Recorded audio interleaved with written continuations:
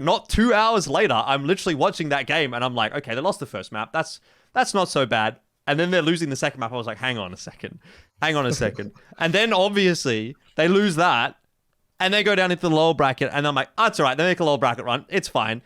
And then they lose that as well. I was like, what the fuck is going on? This is supposed to be like one of the best teams. They've just made this roster change.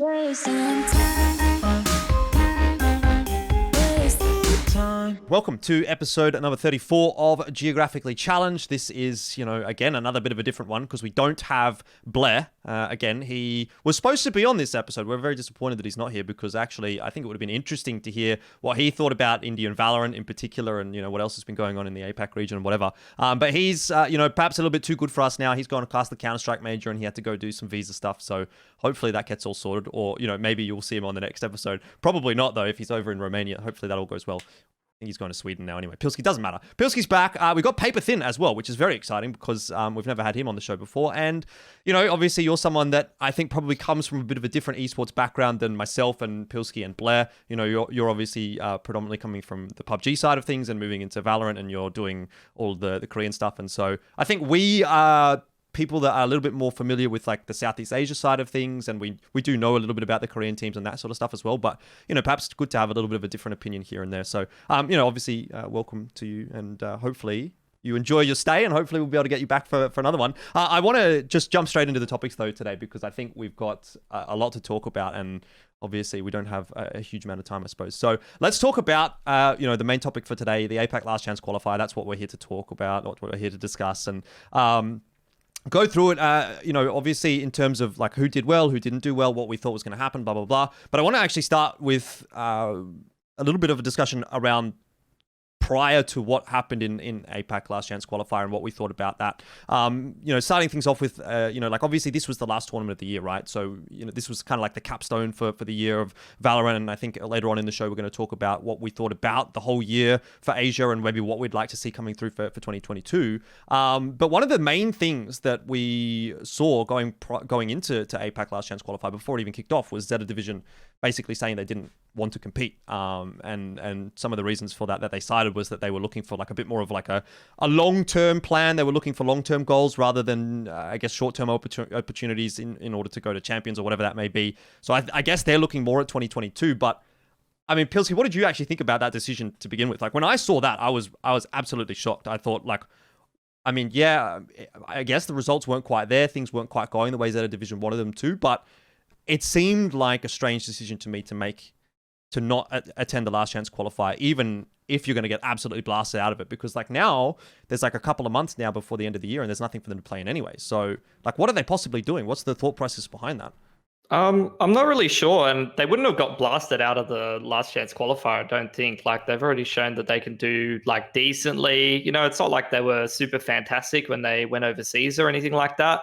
I don't know, Zeta's always had some interesting decision making. Like they're even doing things that I think might become common in a few years in VALORANT, where they're like adding extra people to their roster to play different roles and things like that, rather than like the traditional like CS mindset of sticking to the same 5 cores. So I think they definitely must have like a different decision making from like the top down, like management side of things, where they're trying to take more of that like kind of long-term approach, as you mentioned, which is I'm assuming what the decision-making was like here, or just try to take a different approach. Whereas, a lot of other orgs, I'm sure, would just be keen to compete in whatever they can compete in and just get the, most exposure and the most practice and whatnot. So, yeah, I'd be interested to hear more and more about why they made that decision and whatnot, but I'm sure a lot of that's sort of internal.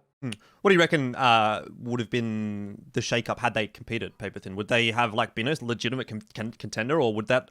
I mean, obviously, we also need to talk about the Chinese slots that didn't come through, and that's part of that discussion as well. I'm quite interested to see what you guys think about whether or not China would have made much of a difference, or would you have liked to have seen them at least in the competition to begin with? But yeah, would that have changed much in your opinion, or would we sort of still be at the same point where we are? Do you think they were not such a legitimate contender? I think it would have probably ended up about the same. I think Zeta is going through some internal struggles with their roster. I think what they said publicly is kind of the surface of what's really going on. And I was on another podcast right before the LCQ when kind of all that information had just shaken out. And I reached out to some of my Japanese esports journalist friends, and even they didn't really have too much information. But then it came out not too long after that Takage might have been in some trouble for some boosting or something on the team. So there was some, but Japan is they're culturally very kind of insular. They keep things kind of close to the chest, so there isn't too much information out there on what really happened. So I think had we seen like their roster that competed, at Berlin, I think they would have done okay, but not great. Probably a little bit better than the other two, Reject and Fennel, that had kind of not done so great. They did okay, but I think they probably would have done a little bit better than those two. Laz in particular is a guy who really impresses me on the Zeta roster, but I from what I'm hearing, like there would have been a lot of shakeups. They probably wouldn't be able to play the same roster that they had. So I don't think it would have made too big of a difference. So I kind of get with what I'm starting to hear behind the scenes, like why they did what they did.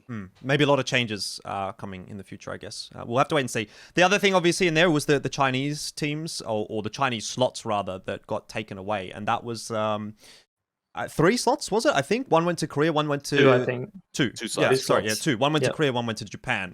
So we totaled the 3 SEA slots, the 3 Korea slots, 3 Japan slots, and 1 for South Asia, which obviously went to that Indian team.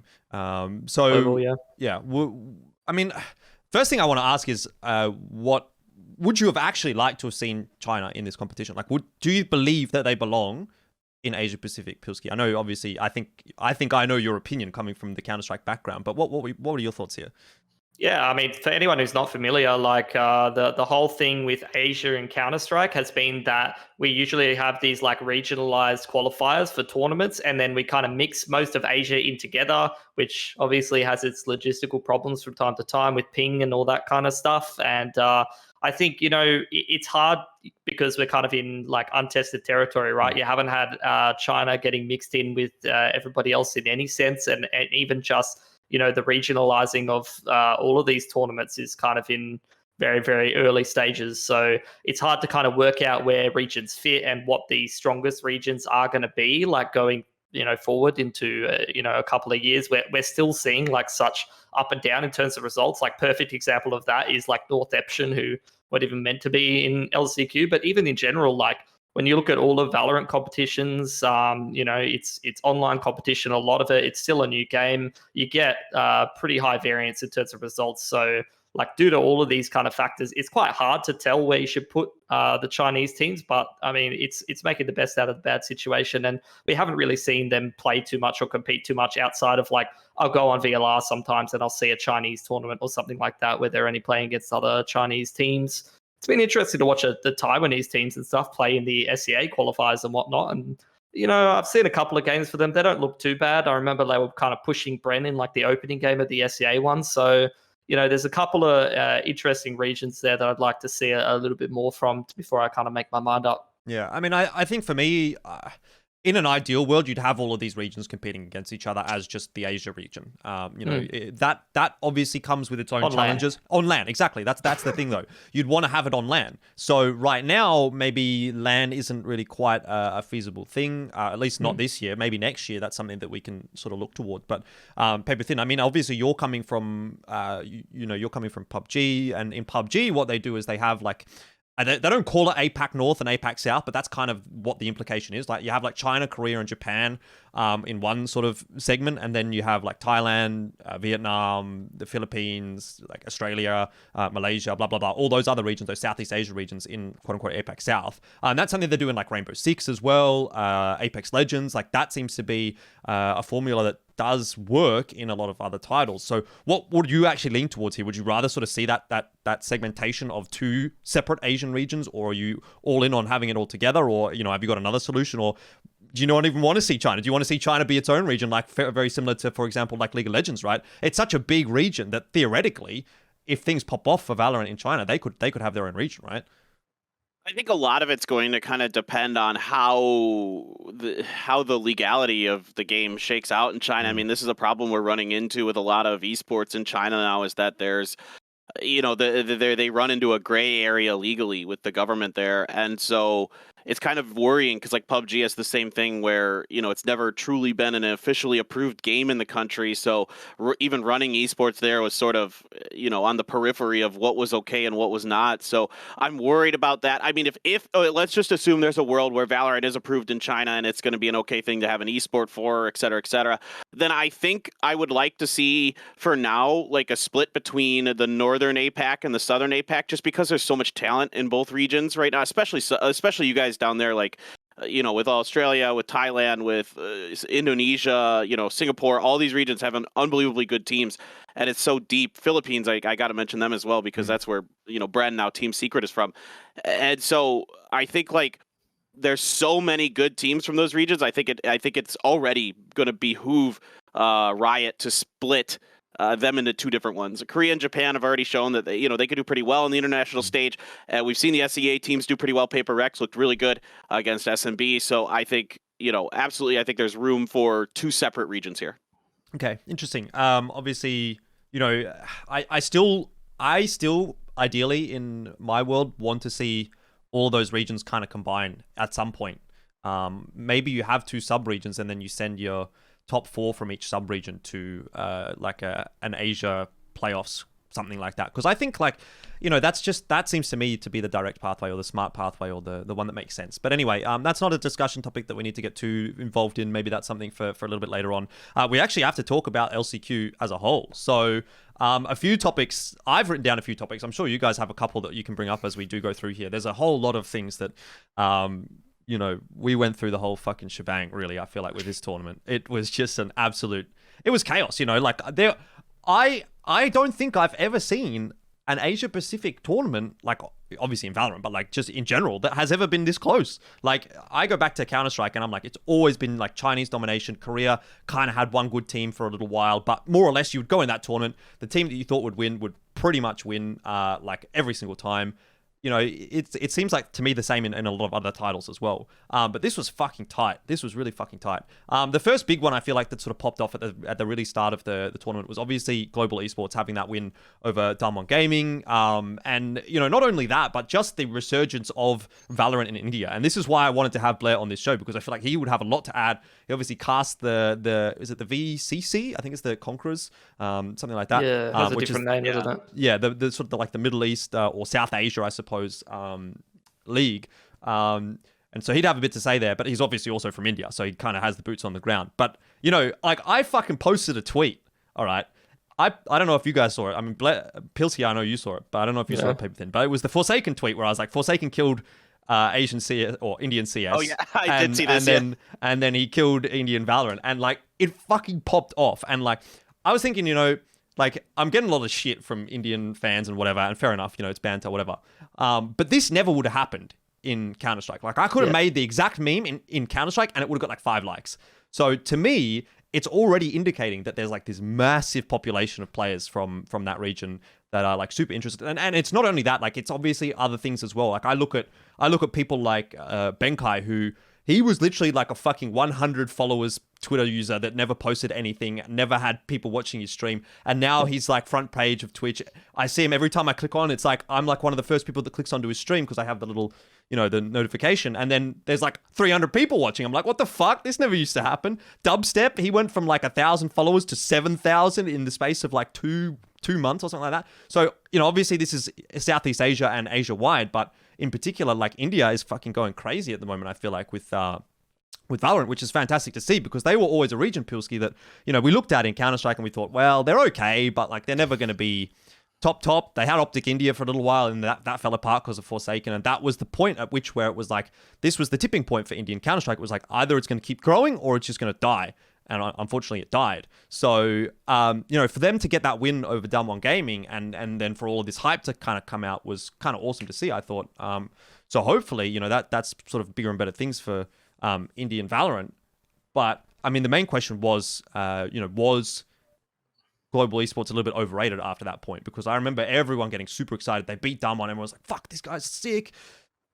What do you reckon? Is it another Japanese Valorant situation, Pilsky, where if people have watched this show before, they would know before Valorant popped off, we were saying, everyone's fucking hyped about Zeta Division or whatever. I can't remember what they were called back then. Jupiter. I think they were Jupiter. Absolute Jupiter. Everyone was like, Jupiter. Jupiter's going to be the best team in the world. They're fucking poggers. And we were like, nah, we've watched Counter-Strike before. You guys are dumb. And then obviously they didn't end up being the best team in the world. Is it kind of like that where people have just jumped the gun a little bit, got a bit too excited off of one result? Oh, it's always like that regional hype, right? Where people have that national pride and, that patriotism and all that kind of stuff. I think when I watched them play, they seemed like pretty reasonable. Like they seem, somewhat fundamentally sound. And obviously they have, like, if you look at the top pages of VLR, we have a very similar thing in Counter-Strike where you have these segmented minor regions that play their own local competition. When it comes to the stats pages of the global, the global websites, it just throws everybody in regardless of context. So you get people like, in Oz, we have like Sterling in Counter-Strike. There's just like some abysmal rating that tells you Sterling is a better player than Simple at Counter-Strike. And then obviously, for the Valorant example, you have someone like SK Rossi, who's like at the top of the VLR stats, playing the Jet and whatnot. Obviously, India in CS has been a region where we see them play things like ESL Pro League in Asia and whatnot, and that it's very clear they have a couple of players, or they have a reasonable base of players who can fundamentally, like on a mechanical level, play very good Counter-Strike, but it's always just been the team element and the strategy and understanding, how to put the pieces together and stuff that's kind of been lacking for them. I think I see a little bit of improvement from what we saw in Counter-Strike from Global in that regard in Valorant, but I still don't think they're quite at that same level as, the insane coordination we see from some of the Korean teams, which I think is world class, to be honest. So, I'm interested to watch that development. I'm interested to see if there's going to be more teams that come through, because I think even in that Conquerors Grand Final, there was like some closeness there, although, Global was able to take it out. So that kind of points to the fact that maybe it's a domestic derby thing, but hopefully it points to the fact that there is going to be more talent that comes up through there. And if they get more spots in some of these APAC tournaments, they can continue to grow and do better. Did you have anything else you wanted to add in here, Paperthin? Obviously, you're sort of on the other side of the coin, right? Coming from the Korean side of the ecosystem a little bit more so. So maybe you have a different perspective. No, I think he's hitting the nail on the head here. I think a lot of these regions in Asia are kind of emerging in the especially like tac shooter realm, FPSs. So I think India, like what I saw from GE, was very encouraging. Obviously everybody could talk about SK Rossi. He was nuts. I thought Hellranger was rather impressive at times. Not only is the shot caller making some good decisions. Ooh, my light turned off. But also just like his breach play was pretty solid. So I thought there was a lot of good things. And the scary part about, that GE team is they pushed Damwon and Kia pretty hard and, took them down. And that was a Damwon and Kia team that, ended up making a pretty deep run eventually in that tournament. So clearly there's skill. And, GE's maybe not even the best team in their region right now. Enigma and Velocity have been doing pretty well against them down there. So I think there's a lot of potential here. There's, and the other part of this is like, now you have a game that can run, like, that's really popular. It's a Riot game, and it can run on a lot of PCs, to be frank. Like, this is something that I know Riot is very keen on internally, is that they want to make sure that their game can run on potato PCs. Like, they want to make sure that everybody, possible has access to this and can play it at a competitive level. And so I think, going forward, what's going to be really curious is when we start moving to lands again, how that's going to affect these teams, how they're going to be able to adjust, because right now everybody's playing on ping, and the Korean teams, for example, struggled because they have been playing on LAN. That's what I was going to bring up as well. Year. Was that result, like, did you kind of factor that into what your perception of Global Esports was? Like, when they lost, when Damwon Kia lost to Global Esports, did you go, oh, well, there was a bit of ping, blah, blah, blah. Was that a factor at all for you? Yeah, a little bit. Because I'm privy to like what was actually happening with some of the network stuff. And so here's the weird thing is that there was actually a line that got cut out of Korea at the beginning of the tournament. And yeah, so of course, so the Korean internet was getting routed down to the Philippines first and then back up to the servers. So there was kind of some weirdness that was eventually fixed. But that being said, GE still beat Damwon after that was fixed. So I don't want to like take anything away at all from GE. I don't think there's anything that you can, because they played very, very well. They had a great read. We saw that they can hang with Damwon Kia on even terms. Like once the ping was balanced out, both teams were playing on very similar pings. Like Riot did a very good job of making sure that the pings were as balanced as they could be, finding a good middle ground with the servers, and making sure everyone had a fair opportunity. So really not taking anything away at all from GE. I think in general, the more concerning thing with the Korean teams was just that, once they started playing, you could see that they struggled against the SEA teams. Like they really didn't know. Like Hyunny on Nuturn really said, publicly that he was struggling because it just didn't feel, he wasn't comfortable playing on even 45, 50 ping or whatever it was. Yeah. So there's definitely some of that involved, but I don't want to make any excuses, because what I saw from the Korean teams, like there were some big time like strategic and tactical mistakes outside of just aim and mechanics that were massive problems for them. Yeah, I think it's like the ancient CS meme in a way, Jordan. I'm sure it's the same for a lot of other FPS titles where you get some region, like India's a great example of it, where they always play on kind of bad ping, or they play on some reasonably bad ping from time to time, and or even we've had like Mongolia in CS, for example, where like some of these guys playing online, they get used to just as a base 50, base level being able to compete. They have to pay like 50 to 80 ping or something like that, and then when you do get like a server change or something, everyone's used to playing on Singapore. For some reason we like switch to like Hong Kong or something like that, and there's a bit of a routing problem. It's all of a sudden the team that's super used to playing on low ping is like playing in their world almost, and they're like kind of rubbing their hands together like, oh boy, now they took away one of your advantages. It's easy win. Overall, though, I think to cap off the discussion about global in particular, that's promising signs for me. Like, just in general, obviously the fact that region has a slot to begin with is not something that we've seen in a few other titles. Like, I feel like India and Pakistan and all the regions around there in the Middle East are actually very underrepresented in a lot of esports that they do.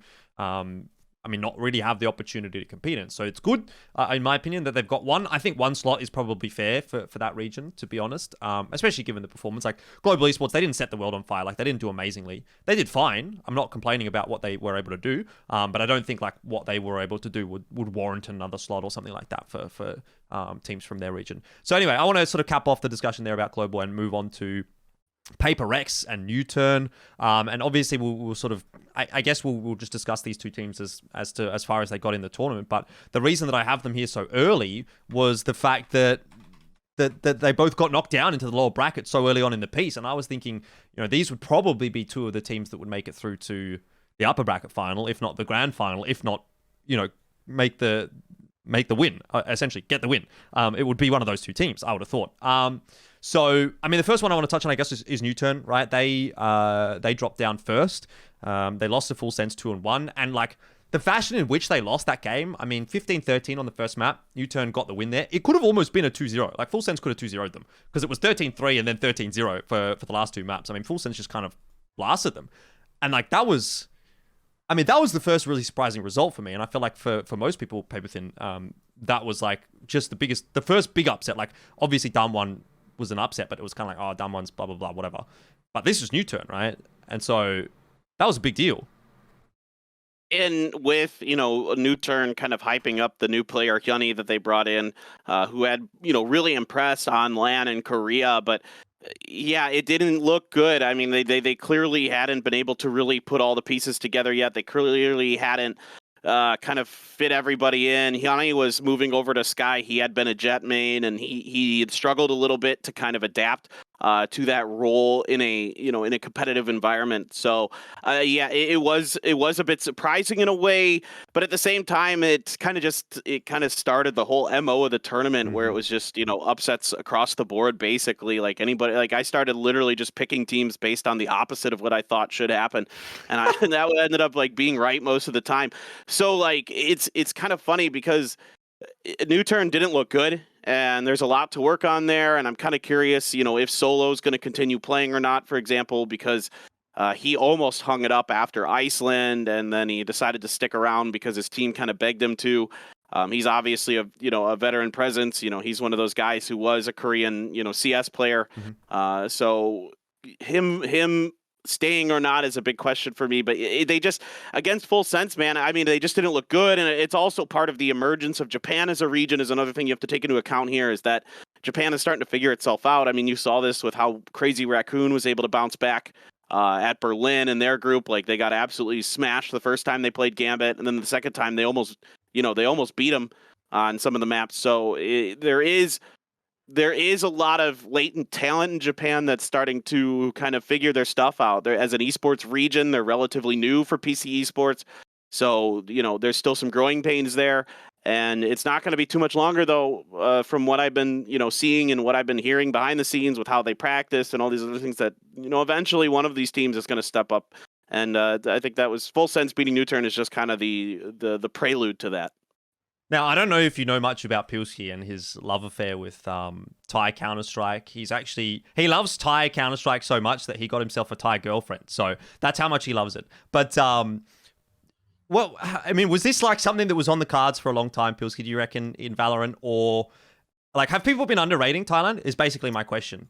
So like the thing is, just to continue on from what Paperthin was talking about, is like, I actually thought, looking at Nuturn, they picked up like 10x for a better like role fit first, I felt like, and then like he wasn't really necessarily performing very well. I was noticing like almost every series he was kind of not really fracking up to the level of some of the other teams that they were playing against. And then they picked up Hyoni, who had some insane stats like going into the team, but it was like a little bit of a role crisis. And I kind of felt like Nuturn never really resolved that well. Like, you see a lot of teams do this where they pick up like players that don't fit the role for their team, but have good firepower. And, it can take some significant amount of time to sort of incorporate them in. And it's definitely a unique challenge. And the thing is, like, for me, looking at a team like Nuturn, when you got like guys like Perry and Solo on the team, if anybody knows how to incorporate someone like that into a team and has the experience to do it, it'd be those guys. But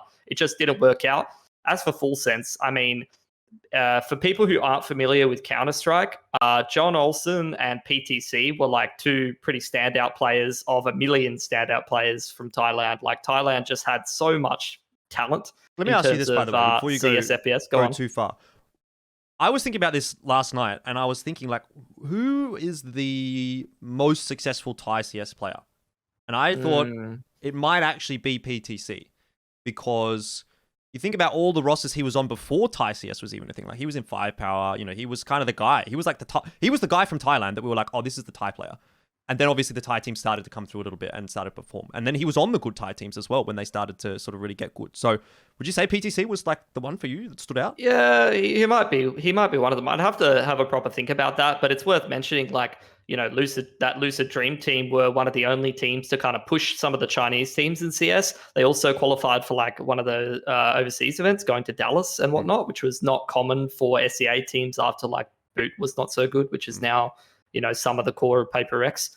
I think, like, to kind of answer the initial question though, like, Full Sense has had that potential for ages. Like, they just have that pop-off potential. Go look at the stats for the APAC tournament and you'll realize like why they're just able to pretty much beat anyone. The top two rated players, I'm pretty sure, I checked it before. PTC and JohnOlsen. Yeah, I mean, it's PTC and JohnOlsen. Like, they're just two incredible players that have been doing that since Counter-Strike. So I'm not really surprised to see those guys kind of do very, very well for themselves. And, when you've got players with that level of talent, like, you have the ability and the potential to like beat any team if those players are playing well. And I think when we've seen Full Sense fall down in some of the other tournaments they've been playing in, like they didn't do so hot in the qualifier for Berlin, was it? Where Paper X were able to come through, they fell down in some of those series. I think it was due to like just not having as much impact from some of those important players. All right, well, on the other side of the coin, now that we're sort of bringing Paper X up every now and then, I think we sort of cap off that Nuturn and Full Sense discussion, although I'm sure there's more to say about Full Sense when we get into the deeper parts of this tournament. But I felt like when Nuturn got knocked down into the lower bracket, the way I looked at that was like, all right, well, Paper X just wins this. Like, they pretty much just win from here. Like, surely there's no one else that can really compete against them. And then, like, not 2 hours later, I'm literally watching that game and I'm like, okay, they lost the first map. That's not so bad. And then they're losing the second map. I was like, hang on a second. And then obviously they lose that and they go down into the lower bracket. And I'm like, oh, it's all right. They make a lower bracket run. It's fine. And then they lose that as well. I was like, what the fuck is going on? This is supposed to be like one of the best teams. They've just made this roster change. You know, Especially Jing's come after in. the first game of the tournament that they played. Yeah, they When I literally watched that game, I hard was like, fucked well, Global. they just qualified. They just Smoked qualified. Yeah. And I was like, wait a second. So if Global can beat Dumb One and Paper X can like basically one-shot Global. You're trying to do mental gymnastics. Yeah. You're like, oh, this is so easy. Anyway, okay. So I mean, I feel like there's a lot to actually unpack with Paper Rex, right? Because obviously, not only have they seriously underperformed in this tournament, like they didn't even make it to the grand final, they didn't make it to the lower bracket final, nothing.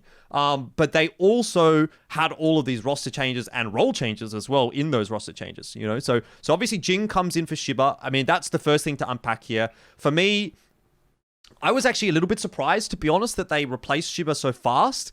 Not because I thought he was like the perfect player for their roster or anything like that, but it just seemed like he played like one tournament and then he just got binned. And normally you're going to give people, 6 to 12 months and then you're going to go, and especially with this team, Pilsky, I feel like they've hung on to a couple of players for a while before kind of cutting them in the past, So there was that for me. But obviously, everyone was quite excited to see Jing coming in. He was like super hyped up. But with that came all of the role swaps, right? So you had Jing coming in. He was, in a position to play on the Duelist. And then Forsaken went off of the Jet, which has like been his like thing. Like that's been like you think about Paper X, you think about Forsaken on the Jet. So he's moved off of that. That's one question mark. And then obviously Divide goes on to the Jet, and he was obviously already playing Duelists to an extent. But like, is he still the guy that should be playing it? Should it be Forsaken? Should Jing be playing something else? All these questions, and then obviously they come into this tournament, Paperthin, and they quote unquote underperform. I feel like they underperformed from my expectations. You have the excuse of having a new roster, but like even still, this roster was supposed to be better. So what do you think? I mean, was it? I think it's kind of hard to say at this point, right? Because we've only seen a couple of games from them with this team, but with this tournament roster, fucking hell. But like. What do you reckon? Let someone else talk. I really expected Paper X to be first or second in this tournament. I expected them to make the finals and go up against a Korean team, whether that be any of the three, F4Q, Dam1, or Nuturn. I thought it was going to be Nuturn just based on them bringing in Hyunny and me just seeing Hyunny firsthand, like how explosive he could be. I mean, he literally took a map off Nuturn basically by himself in the Korean scene. So I thought, okay, Paper X looked really darn good. They pushed Vision Strikers pretty well. They took a map off SMB. These guys can hang with the best of the best in the world. Vision Strikers, arguably a top 5 team in the world. These guys can clearly get it done. Like the potential's there. And then they brought in Jing, and and then I started like talking to the SEA casters. They were hyping Jing up, and I'm like, all right, this is going to be it.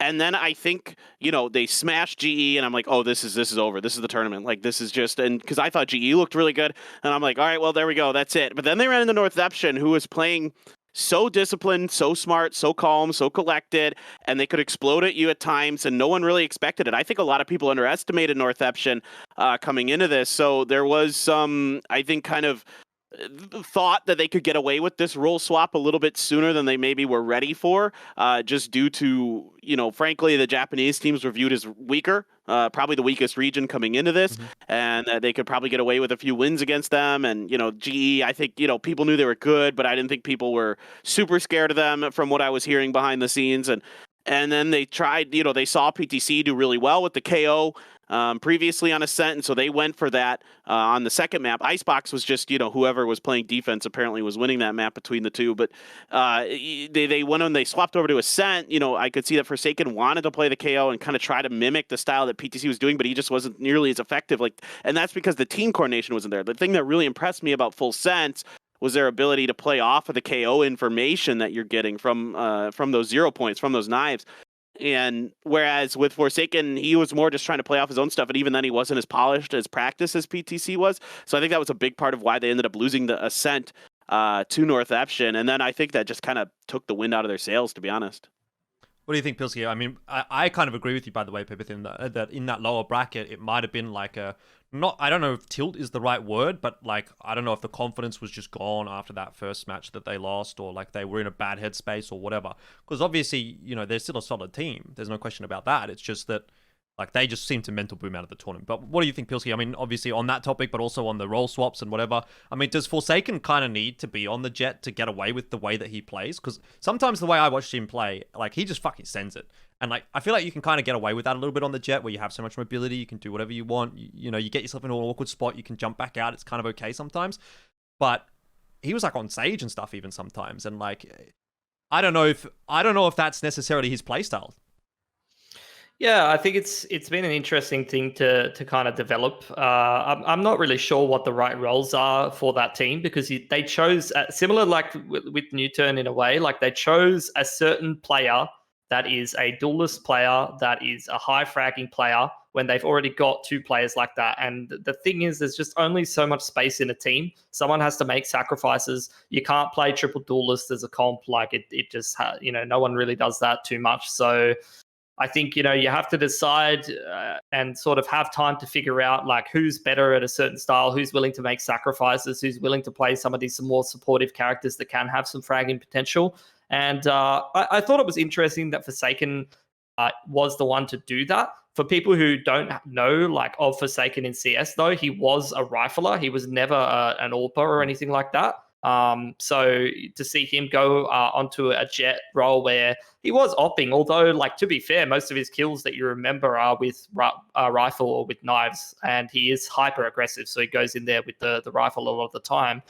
I thought it was an interesting choice. The way I kind of pictured the team was Devi would be the one to kind of make some more sacrifices. But again, going back to the CS roles, I know it's a while ago, but Devi was actually a player who I thought could be a good fit for the Jet if anyone has followed his CS career, because he was actually a main AWPer and he was a pop-off player and a hard carry player in Malaysia. So, it's always super, super hard to decide. And I think like I said, when you've got a couple of different players who do like to frag up a little bit, it's going to be interesting to see who does make those sacrifices. But I expected it to be Devi because he was already playing stuff like the Sky a little bit, which you can be a little bit more supportive and whatnot. So yeah, we'll see if they're going to change up their roles again, if they're going to find a different fit, because let's be real, and not to be toxic or anything, but they've got plenty of time to do it.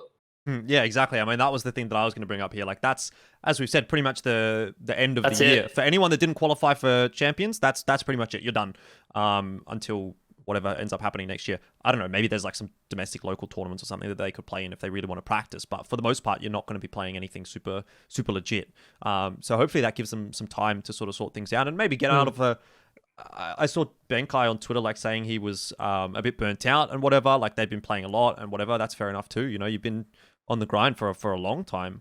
And now you can kind of finally have a little bit of a break. So, not only for them, but I'm sure for a lot of other teams, that's kind of a big factor. But yeah, do you guys have anything else you want to add for like PaperX or the only thing I wanted to say, by the way, because I was looking at the stats to say like Forsaken, even though his role swap didn't really suffer too much in the fragging, he was still like 4th stat in the whole tournament. But I just want to point out, for PTC to play 6 different agents and top stat ACS in the tournament is absolutely absurd. Like, I don't think I've ever seen that from anyone else before. That's gross. That's pretty baller. He's nuts.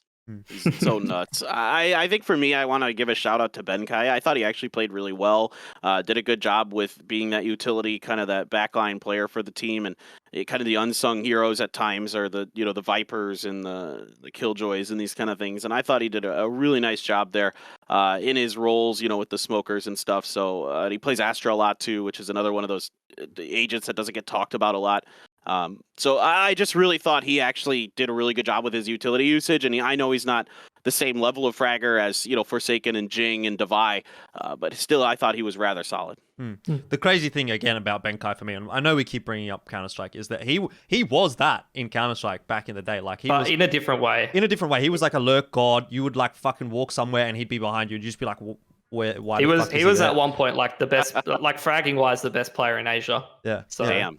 So he was a beast, but it's been quite interesting for me, for someone who pretty much has followed him since not the start of his career, because I wasn't involved in Asian Counter-Strike until like 2016.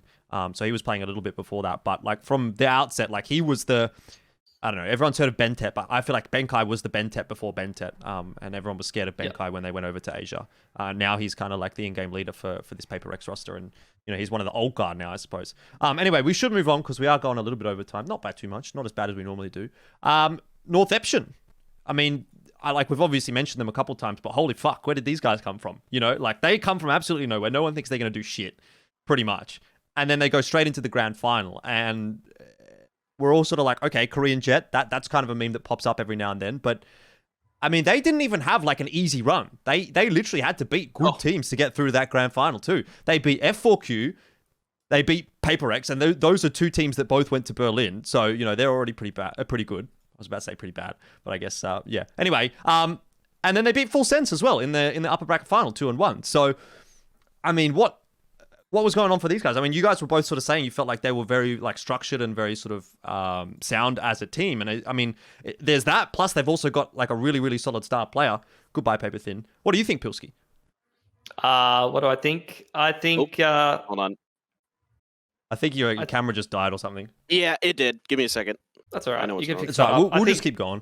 I think Yeah, go ahead. Northeption, they performed super, super well. And that was incredibly surprising for me because I haven't seen too much of them outside of, you know, Seldem's clips on Twitter almost all the time with like 6K likes or whatever it gets. They played a pretty good brand of Valorant, you know, pretty structured. They definitely pushed a lot of different teams. And like you said, they had a very, very difficult run through this. I think, you know, best of 3 format, they already showed that they could beat Full Sense. So they showed in a best of 3 format that they could beat pretty much all of the top teams in that LCQ. So that's very, very impressive. And I think, you know, that kind of makes me question my thinking that, like, I didn't really think that, you know, you would be able to get a whole bunch of Japanese teams that would all be competitive outside of like Crazy Raccoon and maybe Zeta. But to see them do really, really well for themselves was definitely impressive. Yeah. All right. Well, Paperthin, it seems like you're still having those issues. That's fine. I can just put a picture of it. Give me 1 minute. Hopefully, you know what the issue is? I forgot to plug my camera in, and it was running on battery, and now we fix it. That's there big brain. I didn't even know. There we go. Yeah. Okay. There you go. I just should have plugged the Type-C USB in. So yeah, go ahead. So well, I mean, I was going to say, obviously, you were a little bit surprised, I guess, by Northeption as well, and tying in with what Pilski said. I mean, I think they really surprised everyone, right? Going into that tournament, I mean, the whole storyline was like Nuturn, PaperX, maybe Full Sense. We'll sort of see what they can do, and maybe one of the other Korean teams, like maybe Down1 or F4Q or whatever, because these are the teams that we've kind of got a bit of a better understanding of. But Northeption kind of just like, I mean, were they just a dark horse? Did they just surprise everyone, or were they actually legitimately just that good? So I thought they were the best Japanese team coming into this, just due to the fact that Reject lost a couple of their good players. You know, Depp just decided to take a break for whatever reason. And again, these are things that I tried to get information on, and I could not find a lot out of it. Like, frankly, Hare not playing for Reject really surprised a lot of Japanese fans. So losing those probably the best 2 players on that team, made me really kind of lower my expectations for Reject, even though Samurai Deeper looked really, really good. And then over to Northeption, where everybody knows about Soldom because he's just a presence on social media. The rest of this team, though, has some really good players. Ten and May in particular are very, very strong. I know Ten used to be an Overwatch pro. So a lot of these kind of players from Japan and Korea are starting to drift over more from Overwatch than Counter-Strike, other than, of course, Vision Strikers and Solo and Perry from Nuturn. Everybody else in this North Asia scene is more coming in from other shooters that aren't kind of in the same vein exactly.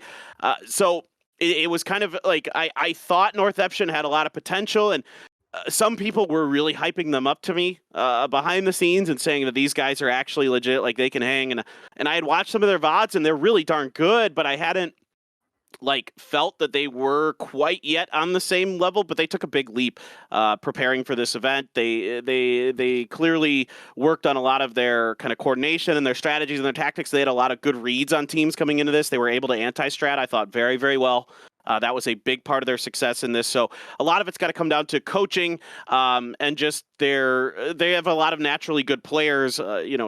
Everybody knows about Soldom, but I thought 10 was really damn impressive this tournament with his aim, and his mechanics were really good. And his ability to lock down sites with Killjoy was probably the best out of anybody in this event in terms of Sentinels. I thought he had the best Sentinel play overall in terms of just defensive ability. And so I think, surprising, sure, but I thought they were definitely the best Japanese team. I'll say that coming into this. Yeah, it's interesting to me because this is kind of the first time I feel like a Japanese team has piqued my interest as far as Valorant is concerned. Like I've watched Zeta, I've watched Crazy Raccoon, I've watched all these teams, and I'm always like, they're there, that's fine, but they're not like there. Do you know what I mean? And now I'm kind of like, oh, hang on.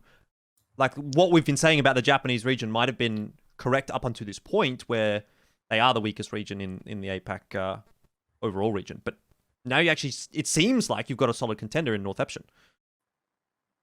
I felt like you were going to say something there, Pilsky. That was for you. Yeah, I think like the thing that impressed me about them is like when I've seen Crazy Raccoon and I've seen Zeta play, and I remember watching like the Japan Grand Final where they played against each other. I definitely see some things that an EU team would never do, like, you know. But when I watch Northeption play, I'm like, well, like it almost seems like I feel like their strats and their structure and stuff almost even felt better than some of the stuff I've seen from Zeta and Crazy Raccoon. Like I've seen players from some of those rosters just send it down mid, you know what I mean? Like I've seen Tech Edgy just legit W down mid on Raider and stuff like that. So I was impressed by some of the structure I saw from Northeption. And honestly, I like when I looked at this roster, you know, I just was like simp for Soldam. I think like if they're going to do anything, it's going to be hard carry Soldam, but I wasn't familiar with them at all, and I was instantly impressed. So yeah, keen to see more of them, but obviously we're going to have to wait a while, unfortunately. I mean, at least it's great that, you know, Soldam did perform, right? I think he was very sort of hyped up. But he wasn't hard carrying or anything. Like it was the whole team. Like they were statistically very all close with each other, like all neck and neck. So, but I just love the fact that it reinforces the meme. Like it continues to reinforce the meme, the Korean Jet meme. It's like, why not? Fuck it. Look, I think we probably still have more to say about Northeption when we get to the discussion about the grand final. But you know, I don't want to go too in deep onto it just yet. But what about the sentiment going into that lower bracket where it just seemed like all the Korean teams had quote unquote shit the bed, right? You had Damwon losing to Global. You had Nuturn and F4Q both also getting knocked down into the lower bracket pretty early on in the piece. Was there, you know, on your side of things, Paperthin, like this sentiment that, oh shit, like Korea isn't as good as we thought that it might be? And then ultimately they obviously do kind of come through that lower bracket. Yes, they don't go all the way, but at least for Nuturn, they sort of managed to make it into a pretty good spot. So did Damwon, and you kind of get this sense where like, all right, well, there was a little bit of redemption in that lower bracket for Korea in particular, whereas, you know, for someone like Paper X, there just wasn't. They kind of just got knocked out. Yeah, I was definitely... Did my camera die again?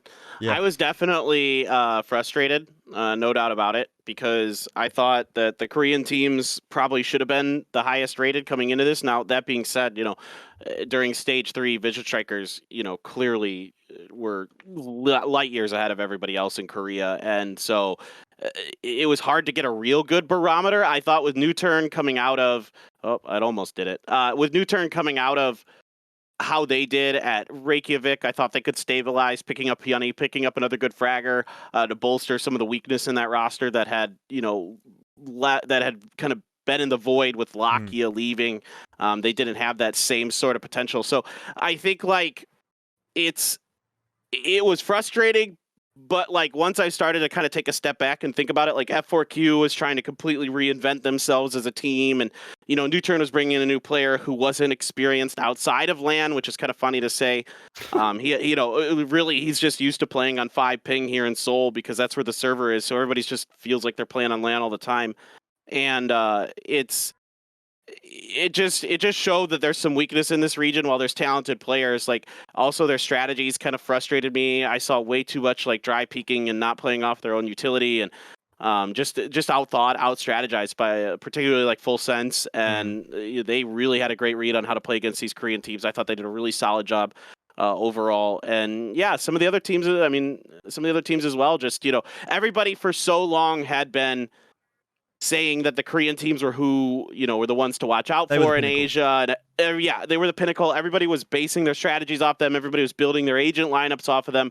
But most of that was actually Vision Strikers. Yeah. And so now you're seeing that there isn't as much depth yet in Asia. There's still potential, or in Korea, I should say. And so I'm kind of curious about how this is going to look going forward. And the other thing to keep in mind here is, like, I was talking to a lot of the Korean talent, you know, the coaches and some of the other casters here about what they thought about this before the tournament. And I was specifically asking about scrim results and that kind of thing. And basically the universal consensus was that Korea was dominating the scrims across all the regions. You know, so this was, you know, the Korean teams had, I think, maybe too much confidence coming into this as well. And that kind of bit them in the butt. And that's why you saw them fail early, and they're able to recover pretty decently in that lower bracket. But, you know, losing that early, like all of them did, just was too much for them to overcome. Do you reckon, Pilsky, that this kind of shakes up the storyline around Asia in particular? Like, obviously, Vision Strikers is out on a pedestal on their own. They're not really part of this discussion, but it has always felt to me, watching Valorant, that everyone has kind of put Korea in its own bubble, and then the rest of Asia's like fighting for the scraps almost. It's like Korea's better than everyone, and then everyone else is sort of fighting for second place or whatever they can get.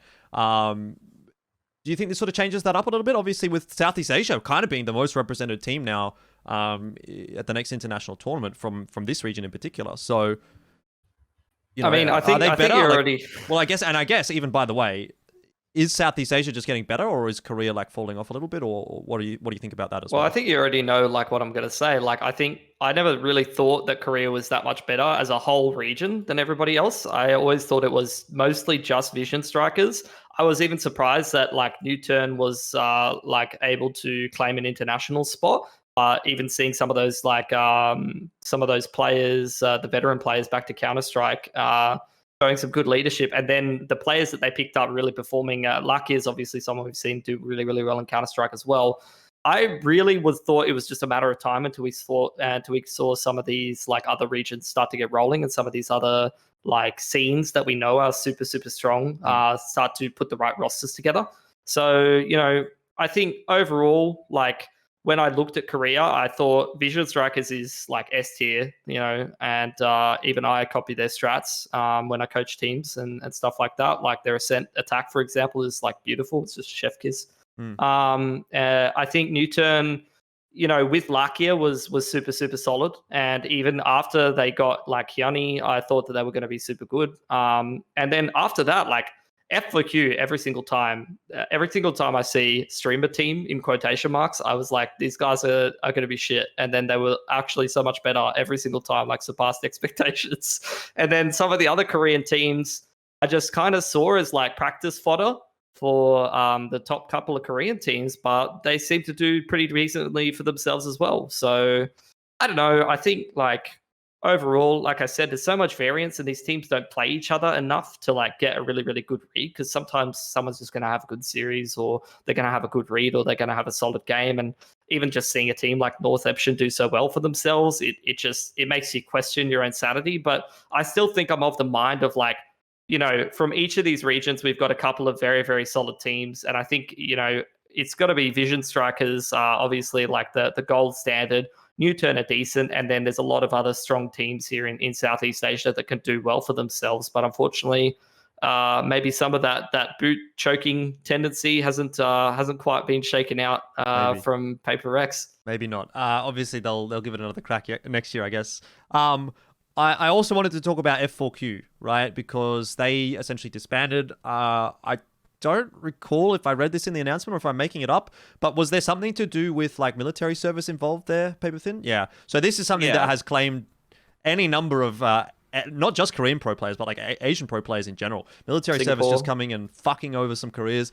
What are your thoughts? I mean, obviously you're the Korean expert, I suppose, in this discussion. So I'd love to hear what you think about, you know, this seems like it was a big deal. I think I saw you posting on Reddit as well about F4Q disbanding and how that was sort of really sad for you. So yeah, what's the deal behind F4Q disbanding, and what does that mean, I guess, for Korea? Yeah, I mean, it was obviously something that had been kind of looming in the wings for F4Q for quite some time, that if they couldn't keep taking like the next step, they would kind of just disband, because, you know, first of all, I think the initial thought was a lot of them have other careers they might want to pursue instead, frankly more profitable potentially for a player like Bunny, who is very, very popular in Korea as a streamer. But they kind of got this itch underneath them that they wanted to compete. They kept kind of doing better and better and better the harder they tried. And then, of course, making it to Berlin really set them on fire, where they thought, okay, we can really maybe do this. You know, holy shit, we might actually have a chance. And it was so funny because they started out as just an absolute clown team. I mean, they would literally just grab Buckies and judges and just run at you and just try to make clips for their YouTube. And that's literally what they did. They said it in their interviews. They're like, we're not trying. We're just making clips for our YouTube. That's what we're going for. So they would go for these absurd plays, but they would pull them off because they're so talented mechanically. And then they realized, you know, like halfway through stage one, they were like, maybe we should actually try and give this a go. So they brought in some really good, veteran players like Zumba was a Overwatch pro, and there's a lot of former Overwatch pros here again on this team. And then 5K kind of took over the leadership role, and they all like really gave it a go, and it turned out they're really damn good. And all of a sudden, everybody had to like respect them because they brought a style that was really unusual with what Bunny can do with the Rays, just completely bamboozled teams. I mean, you even saw it in Berlin where they'd seen it, they knew it was coming, and they still couldn't stop it. Yep. And so this whole idea that they could put this together was really just a fun thing for me, and it was hard to see them go because every time they tried, they got better. And you could see they realized their biggest fundamental flaw was that they didn't have like an op, or they didn't have a jet that could really kind of lock down maps for you outside of certain maps where Bunny was effective as the Rays. So you would see Bunny decided to switch over, and he got really good really fast. I mean, he literally had like 2 weeks to do this, to prepare his jet. And he looked a little slow at the start, but by the end of it, I thought he was doing pretty damn well. And so it was frustrating for me because like every time these guys put their minds to it and decided to get better, they did. And so it was frustrating to see them go. It was sad because they were one of the teams that kind of had this huge change in their kind of arc throughout the year. And so to see them have to go different ways, Zumba's doing military because he's getting to that age where he just kind of has to like you can defer the military stuff in Korea for a while, but eventually you have to do it one way or another. I mean, even like Flash, the great Brood War player, had to do military eventually. So, so a couple of them are going to do military. I think some of them might go back to streaming, but I know a few of them, like Esperanza, has said that he's just going to keep playing. He's looking for a team. There'll be some of the players will still be around. I hope Bunny stays around. I really, really do, because I think he has enormous potential. Top to bottom. My stupid camera keeps dying on me. I think your camera has potential as well. It just needs to sort some of its stuff out. It just needs to be a bit more consistent. It's taking its routine military service now. Yeah, just diving really? in and out. Anyway, look, while you saw that out, I guess, Pilsky, I do just want to touch on the grand final as well. Like, I feel like we've kind of talked about most of the big storylines for LCQ. And to be fair, we've even really touched on Northeption and Full Sense to fairly decent extent, I think. But the lower bracket run from Full Sense, the fact that it goes to all 5 maps as well in the grand final, I mean, I think that's great news, right? Every time I've fucking cast a grand final, it's been pretty much either a shit show between Tyloo and Vici, and, you're always like, I don't even know which team's going to win, or do I even care which team's going to win, because ultimately they're probably just going to be shit the next tournament or whatever. But just taking into account the whole tournament being so close, so many upsets, so many, interesting matches, really compelling viewing, and then the fact that the grand final is a 3-2, the fact that it goes the distance, it was a really close final map as well, if I remember correctly, and then, the fact that, I feel like everybody in the whole competition really has someone to sort of, root for. If you're from anywhere in Asia, realistically, there was a team at some point that looked like they might actually be a team that could make it through to the finals. Like Thailand and Japan obviously make it to the finals. And with Thailand, you obviously have all the people from Southeast Asia that can loosely support Full Sense. PaperX from that Singapore region, even Malaysia, Indonesia. And then there's Global Esports, who had their moment in India, or for the Indian region, and for VCC in general. And then obviously the Korean teams, everyone's always been excited about the Korean teams. Everyone thinks they're going to be the number one. So there's people that can support them. They maybe didn't have the tournament that they wanted to here, but that's the great thing about this one for me. And to be honest, this is the first time I've really sat down and watched a lot of VALORANT. I was watching pretty much every day. And granted, sometimes I was on another broadcast. I would be casting fucking whatever, and I would have the VCT last chance qualifier on my other screen, and I was like, oh fuck, PaperX is losing. Okay. Anyway, by the way, what's happening in this other game? Blah blah blah blah blah. But yeah, for me, I felt like it was really compelling viewing, and sometimes I'll watch another tournament, I'll be like, I don't really care. But for this one, I felt like there was a lot of storylines developing, a lot of interesting stuff, a lot of upsets, a lot of cool teams. And the fact that there's only one slot, and I look at there's teams that have obviously got those points over to go over, Vision Strikers, whatever, blah blah blah. I'm looking at all these other teams. I'm thinking, there's a couple of other teams that I would like to see play internationally. So for me, that's great. It's not just it's okay. Well, Full Sense, they come in, they're the top dogs, they're going to win everything. They 2-0 through the upper bracket, and then they get into the grand final. They 3-0. We're all like, okay, what was the point of the tournament? you know, this was like fucking everything going on. I thought it was a really great tournament. Yeah, I mean, I think, you know, that's what's so amazing about Valorant, and the fact that it's kind of like been a fresh slate for a lot of people in Asia coming from all different FPS titles. Is what we're used to in Counter-Strike is, like you said, where we're pretty sure who's going to win the tournament a lot of the time. There's one slot for Asia, like all of it. So like, you know, a lot of the time into these S tier 1 tournaments. So see like so many opportunities for a lot of these Asian teams is excellent. That grand final, it was crazy, man. Like that Icebox game in particular, like just the massive streaks of rounds going either which way was absolute insanity. Honestly, when I saw that first half of Icebox from Full Sense, I got that same like Thai CS vibe of like, these guys have just come to fuck you up, and like, you're not going to win. Like, this grand final is over. So it was great to see a whole lot of resilience out of a team like Northeption when they haven't gotten as much chance to play on the international stage or in some of the other tournaments like the other Japanese teams have. And I think overall, like, this whole grand final felt like a tale of some more like streaky halves for the most part. And at the end of the day, Full Sense just had some better halves where it counted. Like those last two halves was on attack of like Split and Haven, where they were able to like get these 8-2 halves, so they're able to just continue stringing rounds together. And it felt like Northeption could just chip rounds in rather than being able to string them together consistently. So that's where they kind of fell down, unfortunately. What did you think, Paperthin? I agree. I think the biggest factor, like, had this been another best of 3, it would have been Northeption winning it again, just like they did in the winners finals coming into this. So, but I think the biggest kind of determining factor here was the fact that Full Sense has more tech shooter presence, more experience than Northeption did. And again, Northeption players are all like former Overwatch pros. If anybody on that team has any professional esports experience before, it was only in Overwatch. For the most part. So I think what you're seeing with Full Sense is just a kind of a better innate ability to just hold on through an absolutely grueling series, because after that bind that went to 33, 34 rounds or whatever it was, the wins was just out of the sails of Northeption. They had run out of steam, and they couldn't rely on that kind of natural ingrained ability to just kind of play tack shooters that I think Full Sense had. And that was, I think, one of the biggest deciding factors. You're right. That's why Full Sense was able to string those rounds together in the next 2 maps on Split and on Haven, because they just, like, Northeption had completely mentally lost control of themselves, it seemed like. And so it just was, Full Sense had a better just stamina. They had more stamina, more endurance. Maybe there's an element of the fact that they've been there and done that, Pilsky. They've been so many times like close to being able to get that international spot. PTC and JohnOlsen at least. And they've just. I mean, some of them, like PTC, for example, has at least been to like I think it was like a DreamHack Dallas or something like that. But for the most part, they were kind of getting. Power had some success. Like they went overseas a few times, I think. But I don't know if PTC was in the team at the time.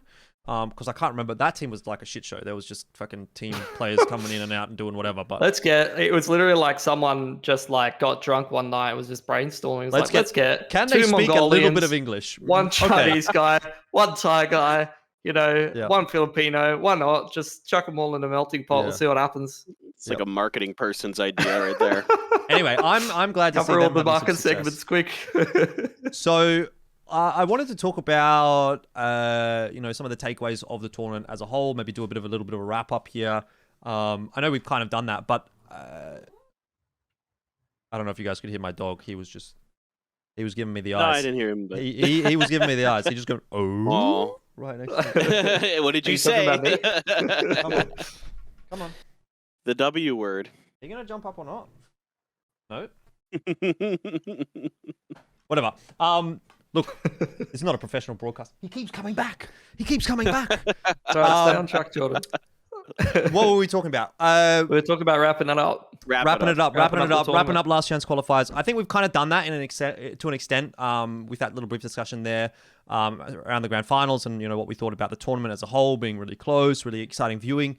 But the one thing I wanted to sort of touch on here, and this is maybe a bit of a negative aspect of it, was like, and I don't know how much you really want to comment on this one, to be honest, Paperthin, but like there was some like technical difficulties, I suppose you could say. There was like audio delays and sync issues and whatever. I saw a lot of tech pauses as well during the game.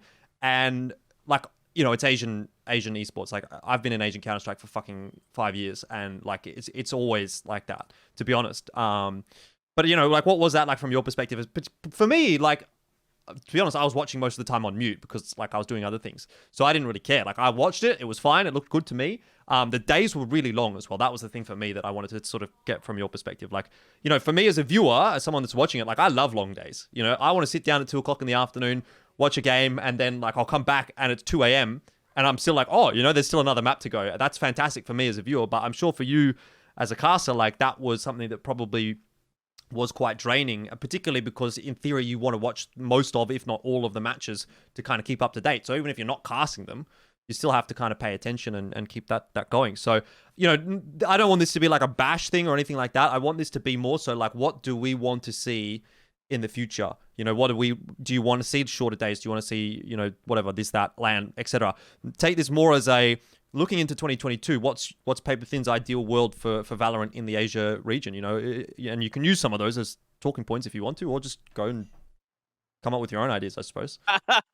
I mean, I think for me, like, a lot of the technical issues were unavoidable, right? Like I said, a line got one of the big internet lines got cut that leads out of Korea towards Hong Kong, for example. So like there's all kinds of like unavoidable issues that were just unfortunate and just kind of compounded you know, other normal issues. Like a lot of the tech pauses were because somebody's microphone wasn't working or their camera wasn't working. You know, they had to unplug and replug it, just like my camera right here, right?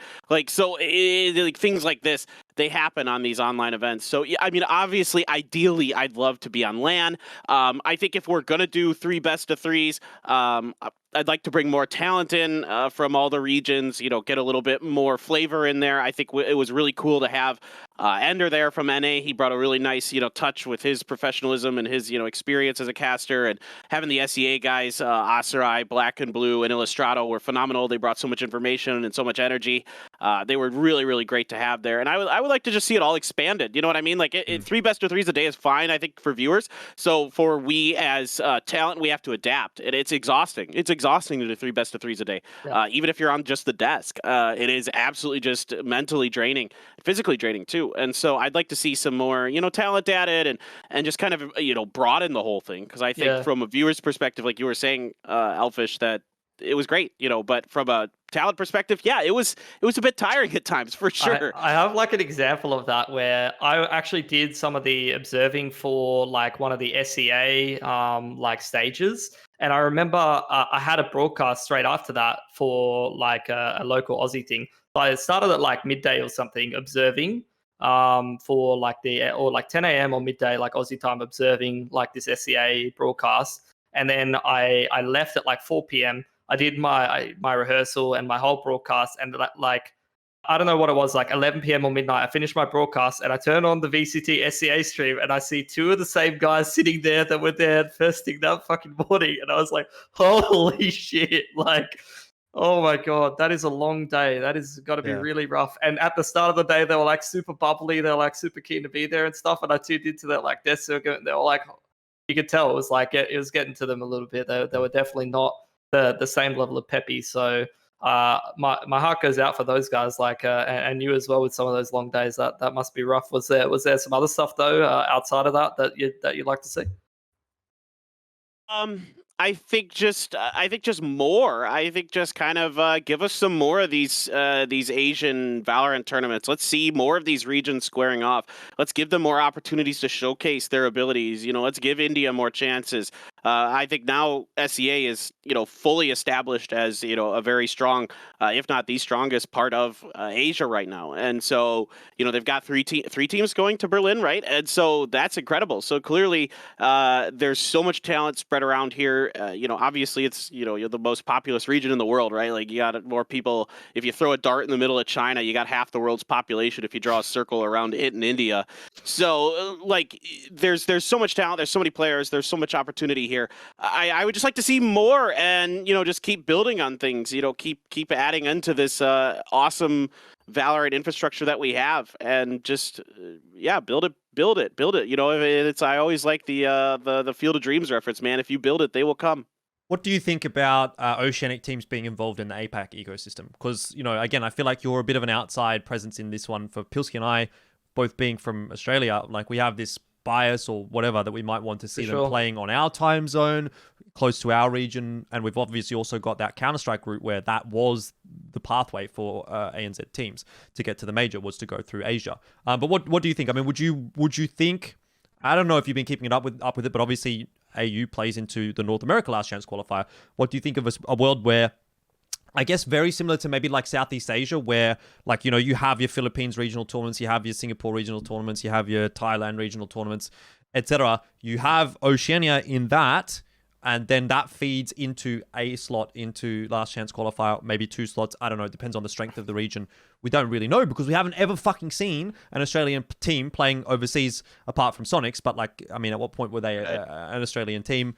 You know, like it was before the whole ecosystem kind of kicked off. So, yeah, I mean, would you like to see a Oceanic team take a position in the APAC region? And I guess in turn, like obviously if someone's going to get a slot from Oceania, then some other region kind of has to miss out on a slot as well coming through from somewhere else. So I don't know if there's maybe a world where you could potentially, like, I don't know, do extra slots, like where North America had like teams that were auto-seeded further on in the bracket. Just, I don't know, maybe make it like 10-team bracket or like 12-team bracket or something like that.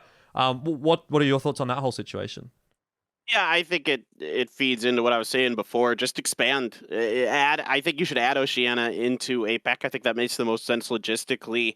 I don't know that, you know, in the future it's going to be really easy to kind of travel again, even next year. I think there still might be some restrictions in place. So I think for now you gotta add them into the mix early. I'd like to see more like mid, you know, like mid-year tournament stuff here for the APAC region in general, just to kind of get a better sense of where everybody is, kind of set the stage for the LCQ before Champions at the end of next year, and really give, you know, Oceania its proper chance to show what they've got, because they absolutely deserve it, in my opinion. Since from what I've seen from them in every other esport, they're always competitive. You know, they're always there. There's always players there who are, you know, in the conversation as tops in their region. So I think definitely they should be added in. I think it should be added in early, and I think they should have chances to prove themselves sooner rather than later in the APAC region. I think they have to be added to APAC first. Would you take a slot away, Pilski, from another team, like another region, or like is there a world where you could potentially, I don't know, run like a round robin group system, so you could have like 12 teams, for example. You could have 3-team round robin with like a few teams making it out from each, or I don't know, like would you rather see a completely different system overhauled, or would you stick with like the double elim bracket kind of idea and have, like, I don't know, I would probably say take a slot off of Japan. That would be my opinion, and give it to ANZ. But what would you ideally like to see? So my initial reaction when I saw that the 2 Chinese teams were replaced by a Korean and China, right, and the Korean and Japanese team, was just chuck the 2 Aussie teams in there, which would have been good. Obviously, it's not going to happen overnight, but yeah, like if that was like the outcome, that would be super sick.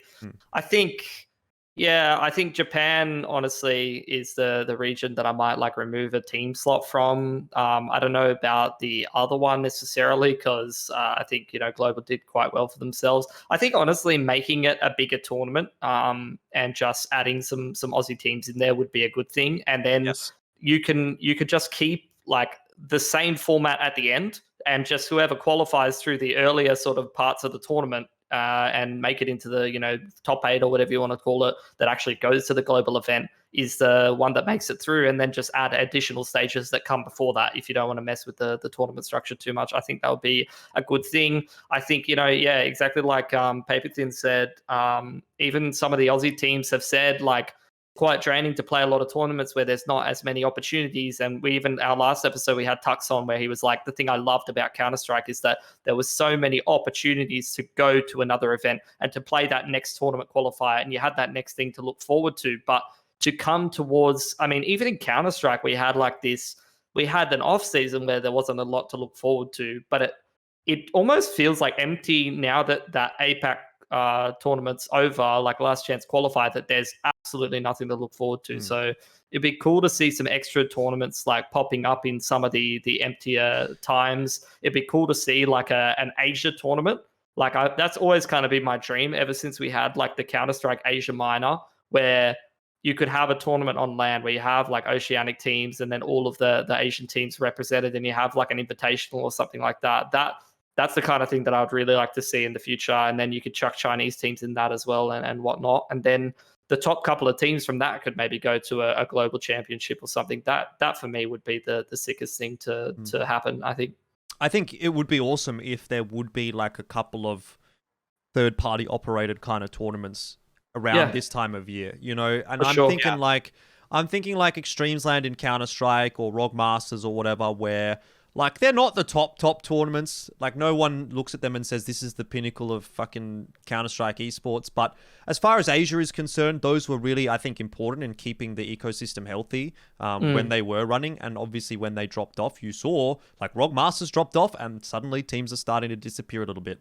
Obviously Extremesland kind of kept going, but I mean, even in 1.6, they would have like a couple tournaments like where I think it was WEG or something like that, WEG Masters or WESG and stuff like that. Yeah, like where they would even have some international teams that would come and play and stuff. They would like invite like a Fnatic from Europe or like a couple of international teams. Make it like some sort of fucking invitational. Cool. You know, like, I don't know. Take a fucking Valo to Asia invitational, for example. Something like that. Yeah. It doesn't need to be them, but it could be fucking anyone. Whoever's doing Valorant in the Asia region. Maybe make it the Vision Strikers invitational or something like that. And you invite like 8 teams or something from around Asia or something. That'd be really cool. And I think that would be a nice way of like, you know, saying this isn't like the most important tournament in the world, but it's fun. People can watch it. You know, it keeps the teams playing, keeps the Valorant ecosystem kind of going. And that's something that was really good in Counter-Strike that is a bit more difficult in Valorant, because I know there's like, you know, tournament licenses and whatever the fuck else you need to sort of worry about when you're trying to run a Valorant tournament. You know, you're going to have to jump through a few hoops. I can only imagine. Anyway, I'm not running fucking tournaments, so someone else can do that. Thanks. I just do a podcast. The final thing before we do go, you know, we're getting right to the end, is looking ahead at Champions Berlin, right? Obviously, we've got the teams now that we know. We knew Vision Strikers, Crazy Raccoon, X10, and Team Secret were going to go. Now we know, obviously, Full Sense is going to join them. What do you guys think about that bunch of teams? And, you know, maybe would you say that there was a team that you were missing out on that you'd like to see go there or whatever? I'll start with you, Paperthin. What do you think? I mean, across the board, you happy with that as a mix? Yeah, no, I'm pretty happy with that. I mean, I think X10 leaves me with some big question marks, just because they haven't been able to be as effective since their run at Iceland, and they did okay at Iceland, not great. So I have some serious questions about that team. That's the one that I've kind of have the least amount of expectations for. But I think I'm really curious about Team Secret to see how they're going to be able to perform on that global stage, see how their game transfers over. I mean, I think same with a lot of these teams that haven't played much LAN. How are they going to be able to adapt to that? Because it is a very different environment. It feels very different. It functions very differently. You know, the way the peaking works, for example, is vastly different. So how are they going to be ready? How are they going to adapt? I think for me, Vision Striker is probably the best of the bunch, but that's kind of, I think, pretty standard here. They've shown that they can actually beat the European teams and go toe-to-toe with them, and probably beat the NA teams as well, even though they didn't get a chance to play against any of them at Berlin. So I think, yeah, those are the ones. If there's a team that I'd like to see there, I mean, I wanted to see Northeption because I thought their game would transfer over pretty well to the LAN stage. I think they play the most, like, quote-unquote solid Valorant out of anybody that I saw at LCQ. I think Nuturn would have been nice, but again, they didn't look sharp. They didn't look like mentally prepared. They looked a little off kilter, so I don't think they deserve to be there. F4Q would have been fun, but they're something else sometimes. So I think yeah, Northeption would probably be the one team that I would have liked to have seen there as well, on top of this group of 5. What do you think, Pilsky? I mean, how do you reckon the APAC teams are going to do? Obviously, Vision Strikers got a pretty rough draw last time around, so I wonder if, you know, is there a world where they make it to playoffs and they don't go on to verse the team that eventually actually wins the tournament? Could they go a little bit deeper? I think there's an argument to be made. And obviously, Paperthin sort of brought up the fact that X10, you know, we haven't seen too much from them recently, so it'd be interesting to see what they're going to be able to do. The other storyline that I wanted to sort of bring up there as well was like Team Secret. You know, they missed out. Really unfortunate circumstances for them. So this is almost like this is their first shot. Like, this is their chance to show us what they've got. So for me, you know, those are the 3 teams I think that I'm most interested in watching over there. I think it's an interesting tournament because it's meant to be like the last tournament of the year, and you've actually got like I think better EMEA teams than the last big event. Like you've got the whole gamut. Like you've got Gambit, Ascend, Fnatic, and obviously Liquid in there. They've won their last chance qualifier. You've obviously got a lot of these really, really good NA teams, and then like a team like Vision Strikers and whatnot. Outside of that, like there's a lot of South American representation and things like that. So I kind of am interested to see how it all boils down, where it's going to come down a lot to like bracket draws and whatnot. Like, are you going to draw a Liquid or like an Envy, for example, or are you going to draw maybe like a Vikings or something? Like I think that's going to make a massive, massive difference for a lot of these Southeast Asian teams to. I'm not saying they're necessarily going to be better or worse than the South American teams. They're probably going to be comparable because we've seen just, Brazil and South America have such a strong run in FPS and things like that. But I think it's going to be important for a lot of these teams to get an easier opponent to get their foot in the door and get themselves warmed up, because it's going to knock any team's confidence to play a Fnatic or play a Liquid or play like an Envy or something and get absolutely slapped in the first round. I think that will really affect how you perform in the tournament. One team you'd like to see go that didn't? I'll say Nuturn. In the world where Nuturn turned out to be a good team. Okay. I was actually going to say PaperX, because especially because they did so well at that one tournament that they did to participate at. Yeah, they surprised a lot of people. Would They're be much great better to see. on LAN. I feel like that kind of put Korea and Asia a little bit on the map as well, because everyone was like, oh, Vision Strikers is the best team, and then Nuturn beat them and then went and actually performed as well. So people were like, hang on a fucking second, is there like multiple teams here that are pretty interesting? So there was that. But yeah, I was going to say PaperX because I think it's a little bit of bias because I know a lot of those guys from Counter-Strike and whatever, and we're a little bit more like close to them. We have some friendships and whatever, but I also think like they had started to pick up a little bit of steam in terms of branding and like publicity and whatever when they went over to Berlin. Like Benkai was doing a lot of like meme shit and stuff like that, and people seem to be liking it. And for me, that was like a big thing that just like never happened in Counter-Strike. I feel like they really learned from their mistakes. Like they had a few opportunities. They played at some international tournaments and they were just like a boring ass fucking team from Asia that never did anything. They never like got out of groups. They never like won anything or whatever. But now they've gone, all right, well, we've got these chances at least. Let's fucking be interesting. People want to watch us for a reason other than whether or not we're good at the game. Like maybe they're not the best in the world, fair enough. But at least you can be funny, exciting, interesting. And so I kind of wanted to see that. And that's one thing that I kind of hope to see maybe from some of the teams that are going to go over here as well. Like, for example, Team Secret, right? I don't think they're going to be a team that's going to dominate the competition. But I think they're a team that can really represent the Philippines, and they can try to build, a bit of a fan base, maybe internationally, try to get some more eyes on that region and sort of do something similar to what PaperX was able to do last time. So for me, that's kind of what I want to see. The team's kind of focusing in a little bit on the branding exercises of it as well.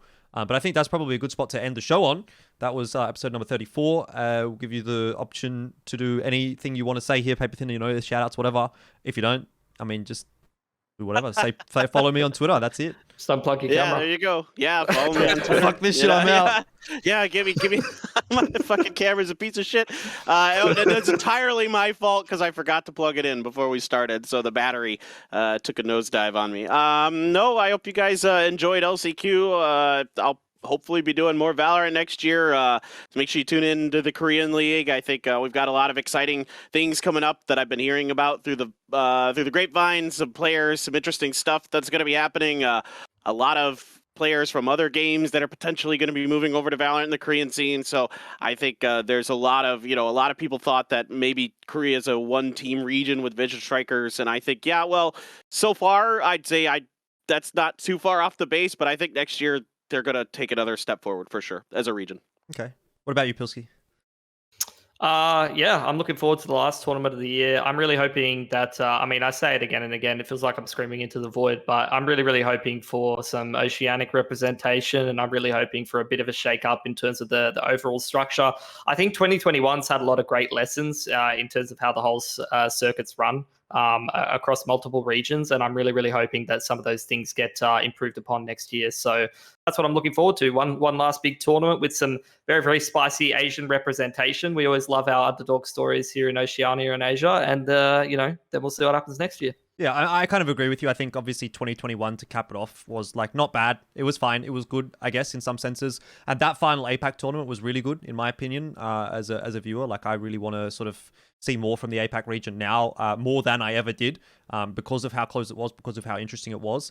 But what I am most interested in is what the announcements are going to look like for 2022. You know, I want to see what the roadmaps are going to be like. I think a lot of that is going to influence whether or not I stay interested in Valorant, or whether or not I want to continue to, you know, do this show, and like whether or not we're going to expect to see good stuff from Valorant in the Asia region, or, you know, if it's going to be more of the same, and maybe it's not quite going to get where we want it to be. Because I feel like we've had this hope as Counter-Strike viewers that Valorant will be like the second coming of Counter-Strike and learn from all the issues that Counter-Strike had, because CS popped off early on in Asia, like in a lot of the countries, but it never really got the global pull that we wanted it to. So I hope that that's going to be something that Valorant can sort of achieve, you know, that people from overseas actually do end up becoming interested in Asian Valorant, and the people in the region itself actually stay interested as well, because that was something that obviously didn't really happen in Counter-Strike. Either way, that's the end of the show. That's our opinions for now.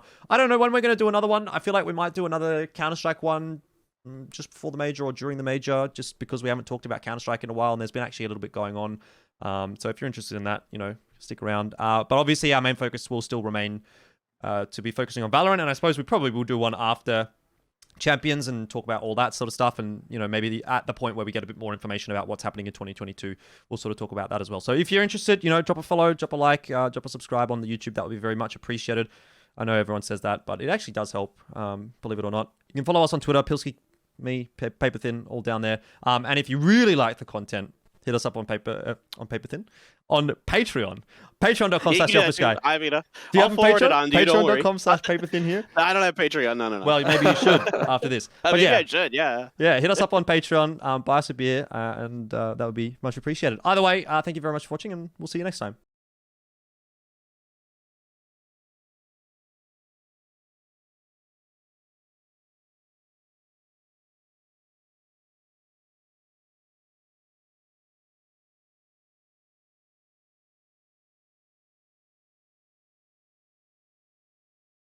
Wasting time.